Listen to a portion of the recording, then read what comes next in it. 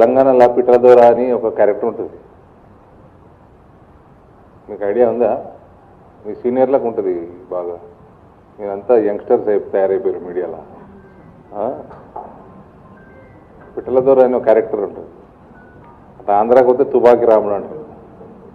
కట్టె తుపాకీ పెట్టుకొని చినిపోయిన కోటేసుకొని లూజ్ ప్యాంట్ వేసుకొని తిరుగుతూ ఉంటుంది క్యారెక్టర్. చిన్నప్పటి నుంచి చూస్తూ ఉంటాం, ఊర్లలో నాటకాలు చేస్తూ ఉంటారు.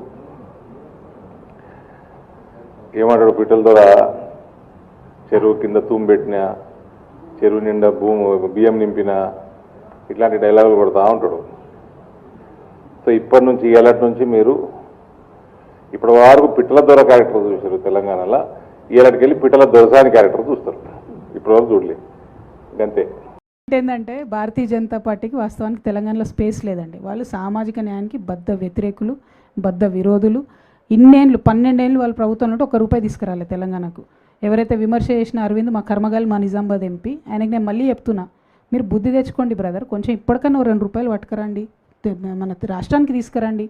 మీ ప్రధానమంత్రి గారు పోయినసారి ఎన్నికలలో పాలమూరుకు వచ్చి పాలమూరు రంగారెడ్డికి నేను ప్రత్యేక హోదా, నేషనల్ స్టేటస్ ఇస్తా అని చెప్పి అది పట్టుకరండి జరా. ఇప్పుడు 10వ తారీఖు మోడీ గారు వస్తున్నట్టున్నారు కదా, మరి తీసుకొని వస్తారా పాలమూరు రంగారెడ్డి? లేకపోతే 2-3 లక్షల కోట్లు మూట తీసుకొని వస్తారా? అట్లా తీసుకురండి.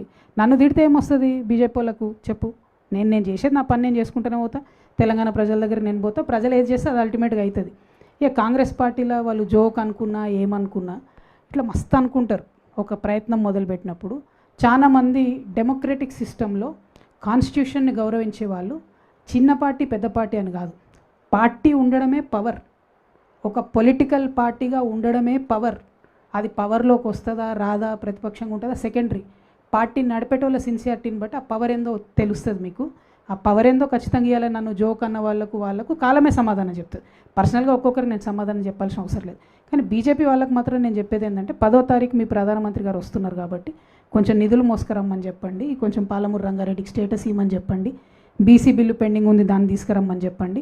మహిళా బిల్లును అక్కడ తెలిసి ఫెయిల్ అవుతుందని తెలిసి మహిళా బిల్లు ఇంట్రడ్యూస్ చేసిన బీజేపీని మాత్రం ఈ దేశ మహిళలు క్షమించరు, తెలంగాణ మహిళలు అసలుకే క్షమించరు. కాబట్టి ఆ మహిళా బిల్లును జర క్లారిటీ తీసుకొని రండి. తప్పితే నా మీద విమర్శ చేస్తే ఏమొస్తుంది?